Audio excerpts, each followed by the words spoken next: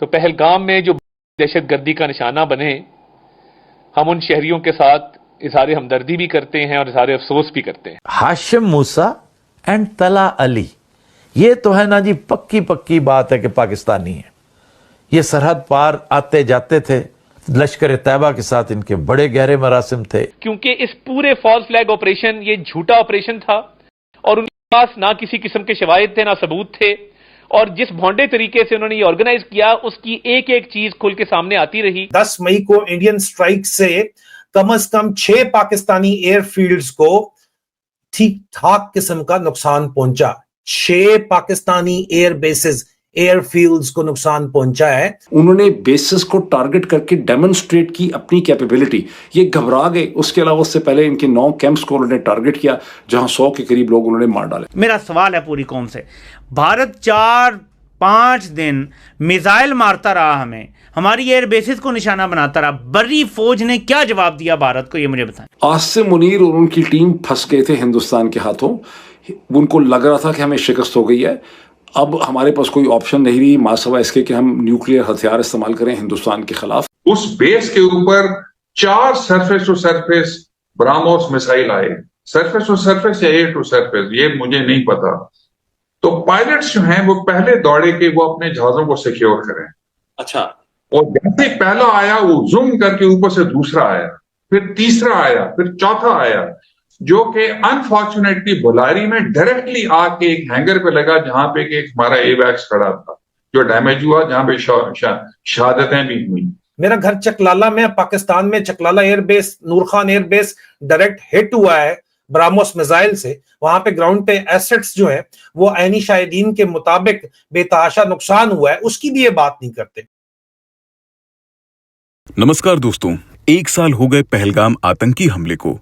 پچھلے سال 22 اپریل کے دن ہی پاکستان نے بھارت پر یہ آتنکی حملہ کروایا تھا، جس کے بعد بھارت نے پاکستان میں آپریشن سندور کے تحت 9 آتنکی کیمپ اور 11 ایئر بیس کو اڑا دیا تھا۔ دوستوں، ہمارے اپنے دیش میں ہماری وپکش نے آپریشن سندور پر کئی سوال اٹھائے، اس لیے بھارت نے یہ جنگ تو جیت لی لیکن نیریٹو وار میں ہار گیا۔ اس لیے ہم آج خود پاکستانی میڈیا کے کئی سارے کلپس آپ کے پاس لے کر آئے ہیں، جہاں پر وہ اپنی ہی میڈیا میں بیٹھ کر یہ قبول کر رہے ہیں کہ پہلگام انہوں نے کروایا، اور اس کے بعد کس طرح بھارت کے برہموس نے پاکستان میں تباہی مچائی۔ آج پاکستان کے انفارمیشن منسٹر عطا اللہ ترار پہلگام کو فالس فلیگ آپریشن بتا رہا ہے، جبکہ خود ان کے ہی میڈیا ان کی پول کھول رہی ہے۔ اسی ٹاپک پر چلیے آگے اس ویڈیو کو دیکھتے ہیں۔ چینل کو سبسکرائب اور ویڈیو کو لائک کرنا نہ بھولیں۔ جے ہند۔ پھر انہوں نے اپنی تعریف کرنے کے لیے ڈونلڈ ٹرمپ نے کہا کہ لیکن میں نے 8 جنگیں جو ہیں وہ دنیا میں بند کروائی ہیں، اور 8 جنگوں کو بند کراتے ہی ان کو یاد آ گیا پاکستان ہندوستان، اور انہوں نے کہا کہ میں نے ہندوستان پاکستان کے درمیان جنگ بند کروائی، millions of lives could have been lost. وہاں پر ملینز کا مطلب ہے کہ لاکھوں نہیں، اس کا مطلب ہے کہ ٹینز آف، یعنی آپ کہہ رہے ہیں کہ کروڑوں لوگ، ملینز کا مطلب یہ ہوگا کہ لاکھوں کروڑوں لوگ جو ہیں وہ مر سکتے تھے ایک نیوکلیئر جنگ میں۔ میں نے وہ جنگ جو ہے وہ بند کروائی، میں نے وہ جنگ جو ہے وہ رکوا دی۔ پھر اس کی ایویڈنس دیتے ہوئے کہ اس کا ثبوت کیا ہے کہ میں نے واقعی یہ کیا، انہوں نے کہا کہ وہ جو پاکستان کے بہت اچھے، very smart, very capable, very greatly respected general, whose great general, وہ جنرل بھی یہ کہتا ہے، اور وہاں کا پرائم منسٹر شہباز شریف بھی کہتا ہے کہ میں نے لاکھوں لوگوں کی جان بچائی۔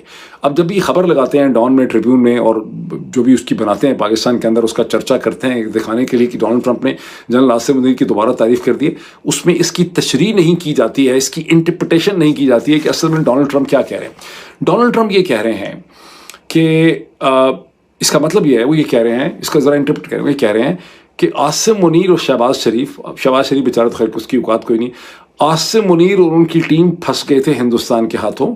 ان کو لگ رہا تھا کہ ہمیں شکست ہو گئی ہے، اب ہمارے پاس کوئی آپشن نہیں رہی ماں سوا اس کے کہ ہم نیوکلیئر ہتھیار استعمال کریں ہندوستان کے خلاف۔ اور جب مجھے یہ پتہ چلا اپنی فوج کے ذریعے یا CIA کے ذریعے مجھے یہ کنوے کیا گیا کہ نیوکلیئر جنگ کا خطرہ ہے، تو میں نے دباؤ ڈال کے ہندوستان کو اس جنگ سے ڈس انگیج کیا۔ اس کے علاوہ اس کا کوئی اور مطلب نہیں بن سکتا۔ کیوں اس کا مطلب نہیں بن سکتا؟ ذرا پوچھیں کیوں نہیں بن سکتا؟ اس لیے کہ ہندوستان کی نیوکلیئر پالیسی یہ ہے نو فرسٹ یوز. انڈیا کی اسٹیٹڈ پالیسی ہے کہ وہ کبھی بھی جوہری ہتھیار کا استعمال، وہ پہلا ملک نہیں ہوں گے کسی جنگ میں جو جوہری ہتھیار کا استعمال کرے. پاکستان کی پالیسی اسٹریٹجک ایمبیگوٹی کی ہے کہ ہم جوہری ہتھیار استعمال کر سکتے ہیں چونکہ ہم چھوٹے ہیں، ہم کمزور ہیں. ڈونلڈ ٹرمپ جو بار بار یہ سٹیٹمنٹ دہراتے ہیں، اس سے یہ پتہ چلتا ہے کہ وہ یہ کہتے ہیں کہ پاکستان نے ہمیں یہ کنوے کیا کہ ہم اپنے جوہری ہتھیار استعمال کر سکتے ہیں، یا ہمیں یہ پتہ چلا کہ وہ جوہری ہتھیار استعمال کر سکتے ہیں، ایک نیوکلیئر جنگ ہو جاتی.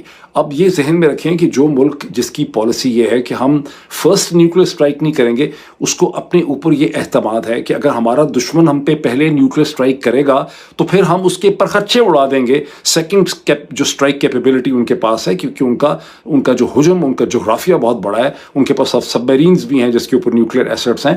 تو وہ در حقیقت کہتے ہیں کہ آپ کریں، اس کے بعد پھر ہم دیکھیں گے کہ ہم نے آپ کے ساتھ کیا کرنا ہے. تو پاکستان میں کیا کہانی سنائی گئی ہے؟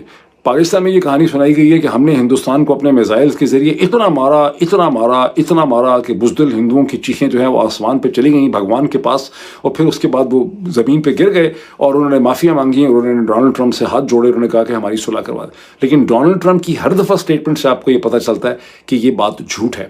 اصل ایویڈنس کیا ہے؟ انہوں نے جو ان کی چیخیں نکالی، ایویڈنس ان کے پاس کچھ بھی نہیں ہے، بیکاز اگر ان کے پاس ایویڈنس ہوتی تو جنرل عاصم منیر کی ٹیم اس کی سیٹلائٹ ایویڈنس اور امیجری ہم سے شیئر کرتی، یا دنیا میں کوئی نہ کوئی اخبار یا کوئی نہ کوئی انسٹیٹیوٹ یا ادارہ وہ شیئر کرتا. جو چیز ہم نے دیکھی ہے دنیا نے، وہ یہ دیکھی ہے کہ انہوں نے جو کوئی بھی پٹاخے یا میزائل یا بم مارے وہ صرف مقبوضہ جموں اور کشمیر میں اور ہندوستانی پنجاب میں مارے. انہوں نے ایک میزائل مارنے کی کوشش کی تھی دلی میں، وہ یہ مار نہ سکے، انہوں نے راستے میں گرا دیا. لیکن ہندوستان کے ڈرونز کراچی، لاہور، اسلام آباد میں دندناتے رہے پورے پاکستان میں، اور انہوں نے 11 پی اے ایف کے بیسز جو ہیں وہ ٹارگٹ کر کے یہ ڈیمونسٹریٹ کیا کہ ہم ایکوریٹلی ہٹ کر سکتے ہیں. بیسز ان کو ڈسٹرائڈ نہیں کرنے تھے، انہوں نے بیسز کو ٹارگٹ کر کے ڈیمونسٹریٹ کی اپنی کیپیبلٹی. یہ گھبرا گئے. اس کے علاوہ اس سے پہلے ان کے 9 کیمپس کو انہوں نے ٹارگٹ کیا جہاں 100 کے قریب لوگ انہوں نے مار ڈالے. پھر ہمیں بتایا نہیں گیا کہ کتنے زیادہ جوان پاکستانی فوج کے اس پوری کی پوری 3.5 دن کی جنگ میں جو ہیں جاں بحق ہوئے. وہ اس وقت ہمیں پتہ چلا جب 14 اگست 2025 کو انہوں نے ان پہ میڈل بانٹے. تو یہ وہ سارا بیک گراؤنڈ ہے جس کے درمیان میں ڈونلڈ ٹرمپ کی اسٹیٹمنٹ آتی ہے، اور یہ اصل چیز آپ کو بتا نہیں سکتے. میرا خیال ہے آج کے بعد اس کو زیادہ نشر کرنا جو ہے وہ شاید کم کر دیں.